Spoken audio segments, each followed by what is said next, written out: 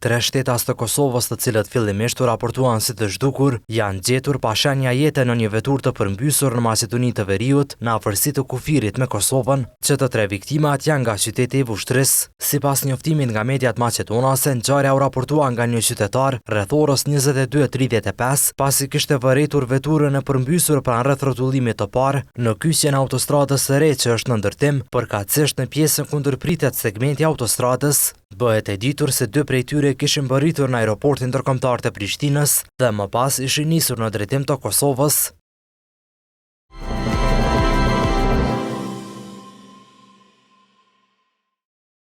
Në gjykatën themelore në Prishtinë sot ka nisur seanca e shqyrtimit fillestar ndaj 21 të pandehurve të akuzuar për masakrën e Reçakut.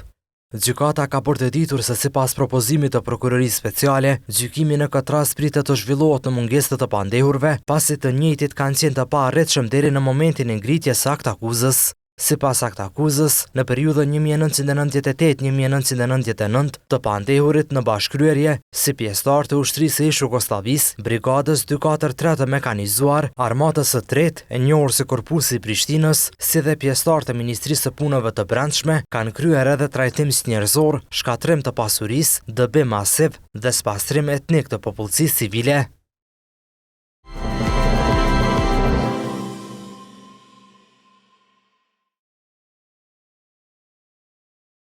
Deputeti i zgjedhur i Lëvizjes Vetëvendosje, Adnan Rustemi, u ka bërë thirrje partive të ish opozitës që të heqin dorë nga siç e quajti çosja bllokuese e muajve të fundit. Tutje për Kosova Press, ai ka deklaruar se pret që bisedimet ndërmjet partive politike të rezultojnë me një marrëveshje për krijimin e institucioneve të reja të vendit. Sipas Rustemit, takimet sjellin optimizëm për arritjen e një zgjidhje, por jo domosdoshmërisht garantojnë një marrëveshje. Ne jemi optimist se do të kemi një zgjidhje dhe të ecim para, por megjithatë vetë takimet të japin një lloj optimizmi, por megjithatë duhet kujtojmë që edhe pas 28 dhjetorit ne kishim takime, por nuk kishim konkretizim të bashkëpunimit, sepse kishim një lloj pozicioni të qartë të partive politike opozitare për ta dërguar vendin në zgjedhje. Rustemi theksoi se ditët deri në seancën konstituive duhet të shfrytëzohen për arritjen e një dakordimi politik, duke rikujtuar se kushtetuta parasheh edhe afatin prej 60 ditësh për zgjedhjen e presidentit të vendit.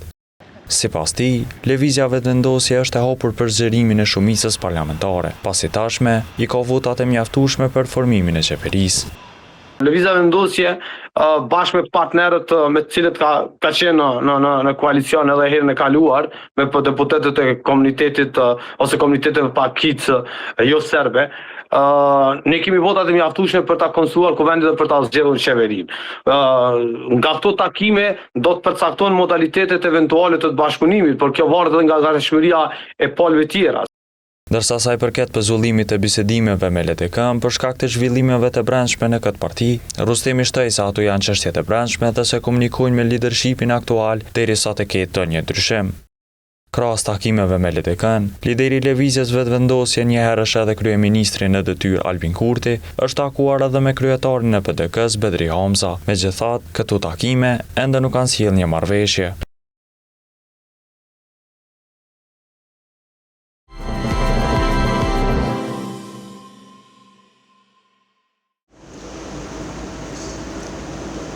Fillimisht ju drejtua kësaj ordinance private në Lipjan.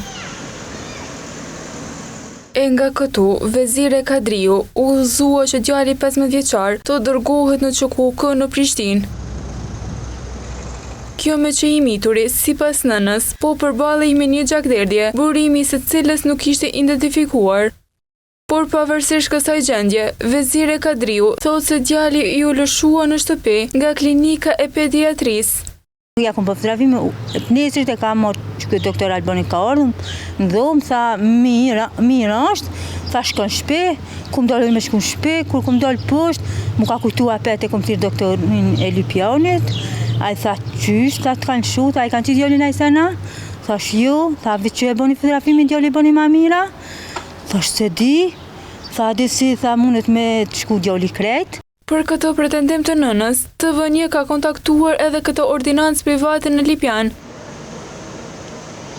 Avdi Murati ka pranuar se 15 vjeçari ishte për vizitë mjekësore në këtë ordinancë, si edhe për shkak të gjendjes së rënduar, e referoi për NÇKUK. Madje mjeku nga Lipjani, prapa kamerës i konfirmoi televizionit se personalisht bisedoi me mjekët në NÇKUK, ku u tregoi dyshimet për gjendjen e djalit. Kjo e shtyri Vezire Kadriun që të kthehej sërish në klinikën e pediatrisë. Ndërsa shtoi se pas kësaj, djali u fut me urgjencë në sallën e operimit. Ku gjë s'ka thonë, veç kënë në dhëmë, një fëndzjerë ka ordjeri të jam nu, unë i kumë veti, kumë thash ka për ndodh tash me neve, ta kur gjonë si kur ditën e për kime nejtë. Ka një orëcallës kanë thonë dhëtë me shtin këta urgjencë, që se shtina ma, që në shkruni jo me shtin ma, na nuk mirëm me juve. E për këtë ndërhyrje, Kadriu thot se mjekët e informuan se nuk i shkoi si shpritej. Alo pa dol joli, ka dol mjekë më ka thonë, që kina dyshuna, nuk e ka ata, po zora qëra kish pas 15 tem. Ja kina jik. Sa me orë nesër, ja kina jik sëtë. Por ajo që alarmoi nënën nga Ferizaj, thot se ishte një bisedë që e dëgjoi mes mjekëve. Mërkurën në Peru, tajtën mëngjes, ka orë mjek që vinë në vizit, mirë, ka orë, a i mjekët tjetë ka thonë, këta e pas kënë krye, pas kënë në Peru, po të te ka Peru, doktor Albani, po sens ka bë. Pas gjithë kësaj, Vezire Kadriu thot se bashkë me djalin u lirua në shtëpi. Por si pas saj, gjakderdhja nuk ishte ndalur, gjë që i detyroi që për herë të tretë të kthehen sërish në spital. Mjekët si pas saj e rekomanduan për kryerjen e analizave për të gjërmuar sërish shkakun. Si pas saj, analiza u realizua vetëm pasi familja kërkoi ndërhyrjen e policisë. Ku erdhen ata, policia tani erdhë drejtori i spitalit, thanë 10 ora kjo kryet. Për këto pretendime dhe gjendjen e të miturit, TVN ka kërkuar përgjigje nga NÇKUK, por pavarësisht shpritjes, këta të fundit nuk kanë kthyer përgjigje. TVN po ashtu ka kërkuar një konfirmim për ndërhyrjen e policisë së Kosovës, por të njëjtin nuk e kanë konfirmuar rastin.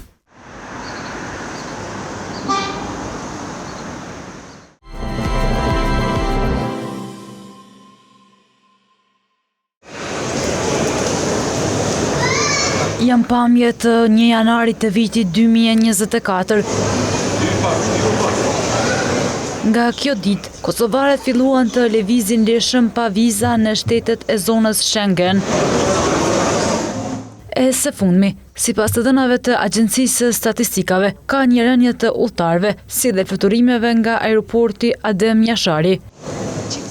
Në muajin maj 2026, numri i fluturimeve të realizuara ishte 1099 ose në -6.0% më pak se në periudhën e njëjtë të vitit të kaluar, ndërsa numri udhëtarëve në total ishte 366.360 ose -4.0% më pak se në periudhën e njëjtë të vitit të kaluar. Por pavarësisht këtyre statistikave të muajit maj, sipas të dhënave të aeroportit në tremujorin e parë të vitit 2026, ka pasur një ngritje të udhëtarëve dhe fluturimeve. Ne tremujorin e parë të këtij viti kemi përmbyllur me një rritje të numrit të udhëtarëve, ndërkaq që tremujori i dytë i këtij viti ka qenë me një rënje të numrit të udhëtarëve për shkak të krizës evropiane. Ndërkaq që në muajin korrekt, nga data 1 korrekt deri më tani kemi një rritje të numrit të udhëtarëve mbi 1.5%. Po ashtu kemi edhe një rritje të numrit të fluturimeve mbi 3%. Zëdhënësja e aeroportit Valentina Gara thot se pret që në këtë sezon të ketë rritje të udhëtarëve. Duke pasur parasysh që tani në sezonin e verës dhe duke pasur parasysh që pjesa apo shumica e udhëtarëve tanë janë nga Mërgata, ne jemi në pritje të një ngritje të numrit të udhëtarëve dhe po ashtu të numrit të fluturimeve dhe gjatë kësaj sezone. Por si ndikon në ekonominë e vendit kjo ulje e lëvizjeve të qytetarëve përmes transportit ajror? Për të dhënë një vlerësim të saktë, do duhej që të prezantoheshin për cilat vende do thotë ka një rënje të fluturimeve dhe numrin e fluturuesve.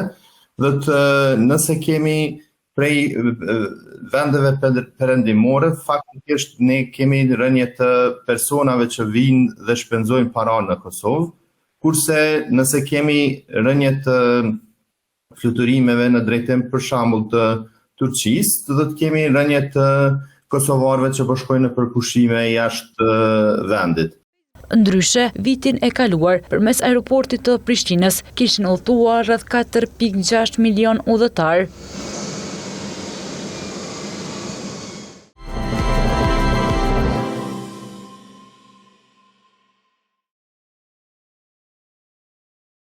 Ishte ndër shqiptarët e parë që përfaqësoi Jugosllavinë si ambasador në Kombet e Bashkuara. Rrugtimi i Ramadan Marmullakut nisi nga Klina për të vazhduar më pas në Beograd, ku kreu studimet në Fakultetin e Shkencave Sociale Politike. Marmullaku me njëherë pas diplomimit u angazhua në institucionet më të larta të Kosovës. Për bashkëpunëtorin e tij shumë vjeçar, Ramadan Millakun, Marmullaku ishte një diplomat dhe funksionar që la gjurmë në kohën kur veproi. Ishte funksioner që ka kryer shumë funksione me rëndësi në kohën e vetë. E një libër me qasje kritike për politikën e jashtme të Jugosllavisë i shkruar nga vetë ai, sipas Millaku tërhoqi vëmendjen e udhëheqjes së atëhershme. Ramadanin me shkruajt një libër lidhje me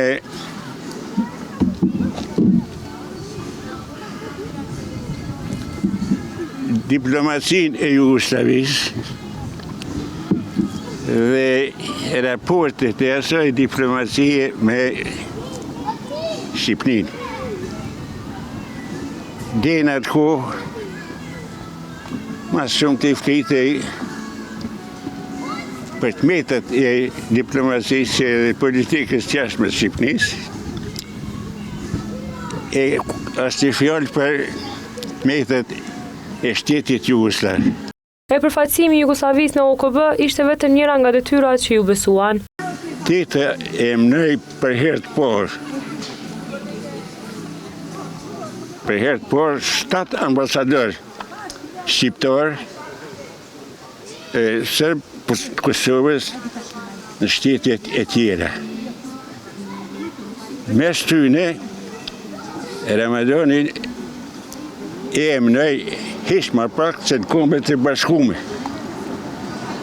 Edhe ai përfaqësonte si ambasador Jugosllavinë në Kombet e Bashkuara. Sipas bashkëpunëtorit të tij, Marmullaku kundërshtoi politikat ndaj Kosovës dhe refuzoi të vazhdonte ta përfaqësonte një shtet që sipas tij po cënonte të drejtat e shqiptarëve. Ramadanin këtë kohë, si diplomat dhe intelektual, i shkroi kuvendit Jugosllavisë. Me ndërprerjet fushot kundra Kosovës e kundra popullit tim. Veprimtaria e tij patriotike vazhdoi gjatë viteve të 90-ta, duke qenë kryeredaktori i revistës Liria, votuar në Ljubljana të Slovenisë dhe bashkëpunëtori i revistës Alternativa, votuar në SBA. Revista këto që u shpërndahen në mënyrë ilegale në Kosovë dhe që kontribuonin në shpërfaqjen e padrejtësive ndaj shqiptarëve të Kosovës të asaj kohe.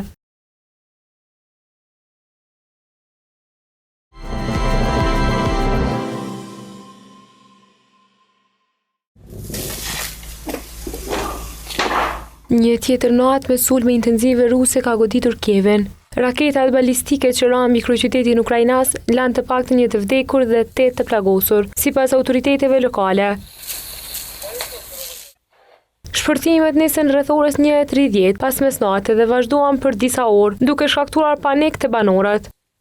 Goditjet ndezën zjarre në 5 distrikte të qytetit dhe dëmtuan ndërtesa banime, objekte industriale, një konveks studentor dhe 10 automjete.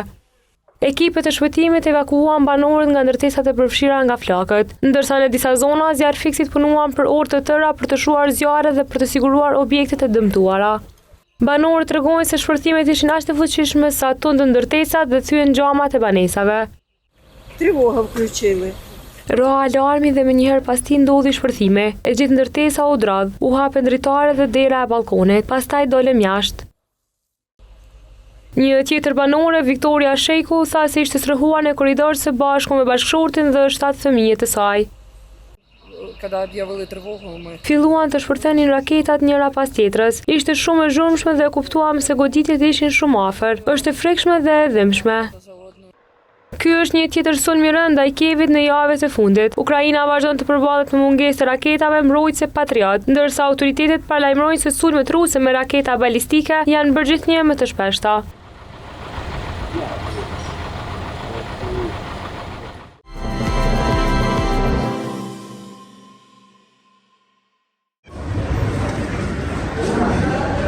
Në kampin e refugjatëve Shati në qytetin e Gazës, Gjamel Miqdat kalon orë të tëra çdo ditë duke restauruar kopje të dëmtuara të Kuranit. Në punishten e tij të improvizuar, 71 vjeçari ngjit faqet e grisura, riparon kopertinat dhe forcon librat e shenjtë, që banorët i kanë nxjerrë nga rënojat e shtëpive dhe xhamive të shkatëruara.